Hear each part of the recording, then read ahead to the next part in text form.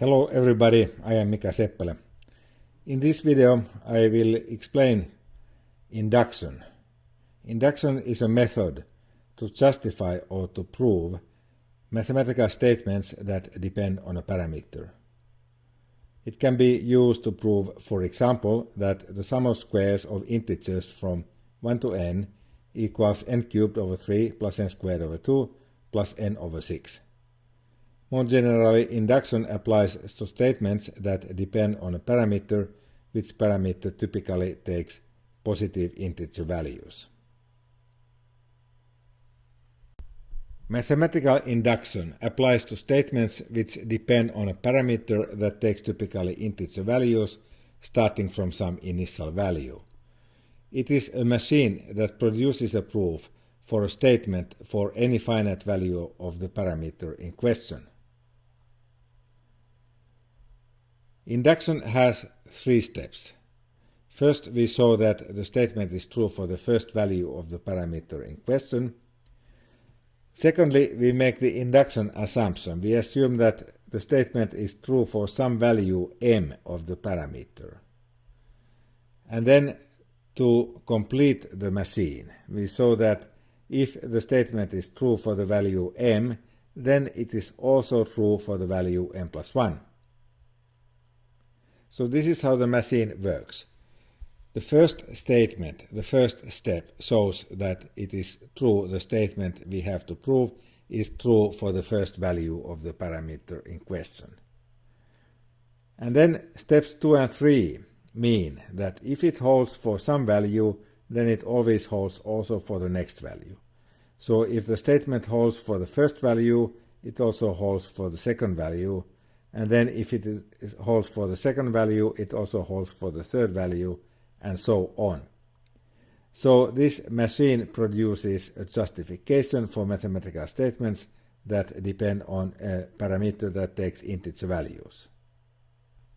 As an example, let us prove by mathematical induction that the sum of odd integers up to 2n minus 1 is always n squared. So we have to prove the formula 1 plus 3 plus 5 plus and so forth plus 2 times n minus 1 equals n squared. And we must do the proof by induction. First, we must figure out what is the first value of the parameter n that makes sense. And clearly that is the value 1. So if n equals 1, then the statement simply says that 1 equals 1. And this is of course true. Now we make the induction assumption. We assume that 1 plus 3 plus 5 plus and so forth plus 2 times m minus 1 equals m squared for some positive integer m. We have to show that the statement is true also for the next value of the parameter. So we have to show that 1 plus 3 plus 5 plus and so forth all the way up to 2 times m plus 1 minus 1 equals m plus 1 squared. So we start with the left-hand side.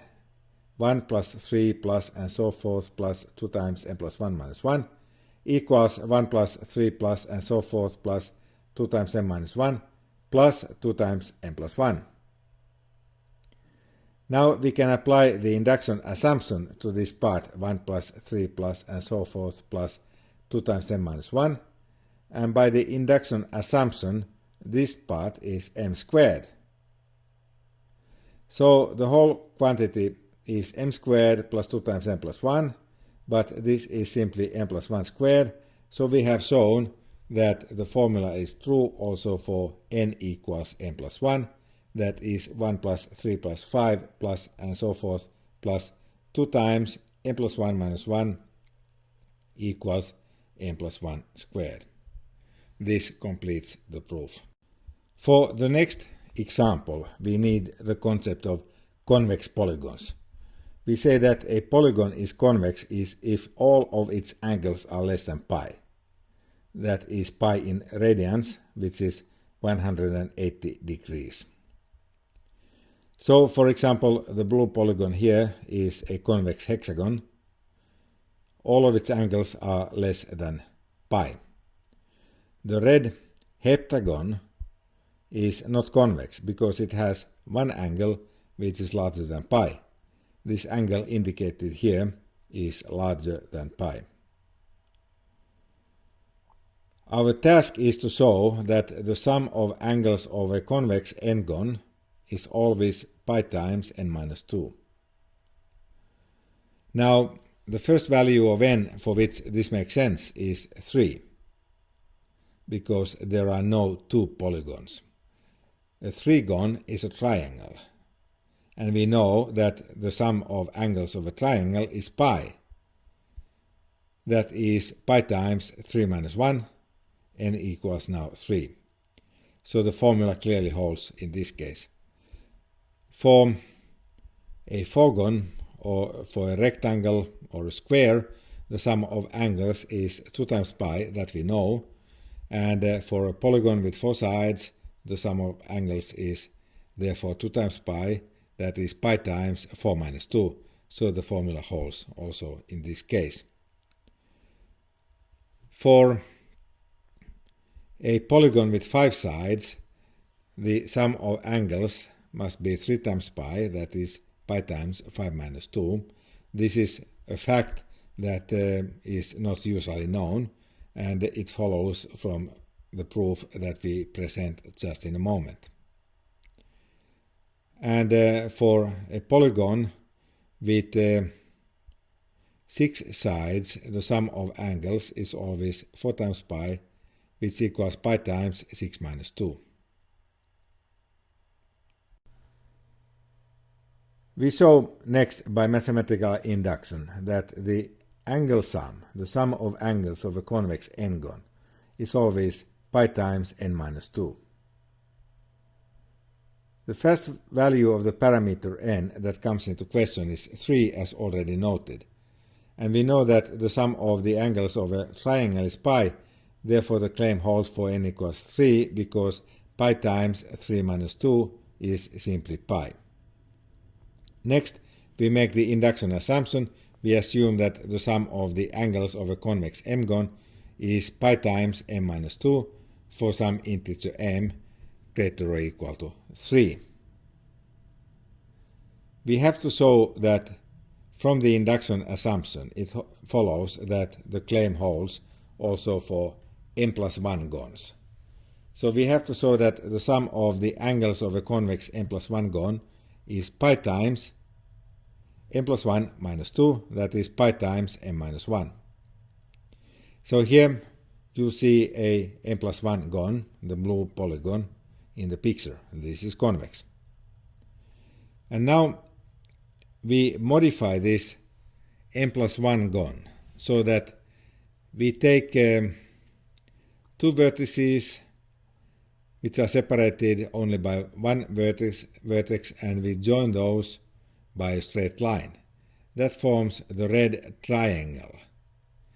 And we separate the red triangle from this n plus 1 polygon. We are left with the red triangle and the blue m-gon.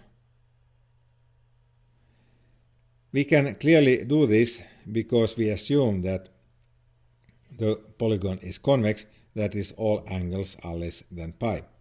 So we can take any vertex and join 2 vertices next to this given vertex together by a straight line segment, and we get a triangle, and we can cut that triangle out of this m plus 1 gon.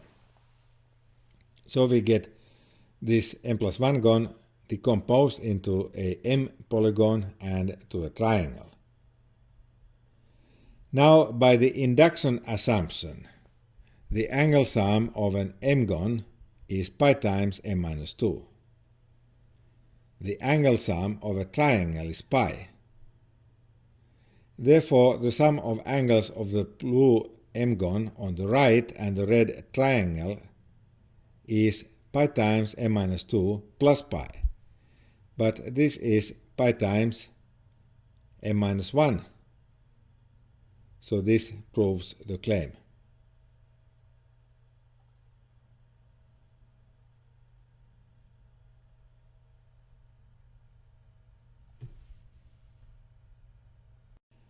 We summarize. Mathematical induction is a machine that produces proofs for statements that depend on a parameter that typically takes integer values starting from some given value. Induction has always 3 steps. We have to show first that the statement is true for the first value of the parameter. Then we make the induction assumption. We assume that the statement holds for some value m of the parameter. And then finally we show that if it holds for the value m, it also holds for m plus 1. And this third step completes the machine. And now this machine can run, and as it runs, it produces proofs for these statements depending on parameters for all possible finite values of the parameter, therefore proving these statements.